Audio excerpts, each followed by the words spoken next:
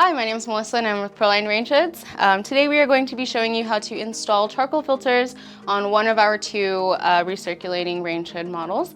The installation is going to be the same for both, so you can really reference this video for both our 520 and our 544 recirculating hood models. So what you'll need obviously is the range hood and then just a charcoal filter. These are purchased through us. A set of 2 is just $19.95.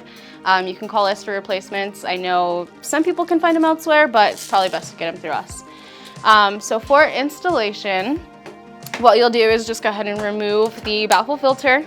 And the hood comes just like this when you take it out of the box. So the filters should already be installed. Just go ahead and remove them. Set it aside. When you are going to install the filters, there are going to be 2 little thumb tabs that are already installed onto the hood. You're just going to go ahead and remove those like so, and then so in place already, they're kind of offset. You want them to be on the top and bottom of the blower. So you'll put one in the top, just screw it right in, and then put the one in the bottom. And once those are in place, the filter should just click right into place. On the filter, there is a big hole, little hole.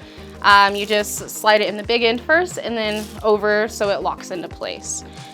So once those are in place, slide it in like so, and then just give it a turn, and that's it. And this is basically what you would do if you don't have the option to duct your unit. So say if maybe live in an apartment or a condo, you don't have that option. If your application just doesn't call for it, that's definitely something that could be an option for you. So this is how you would install a charcoal filter onto either of our recirculating models. If you have any questions regarding the installation or application, definitely give us a call. We are also available with phone or chat, and thanks for watching.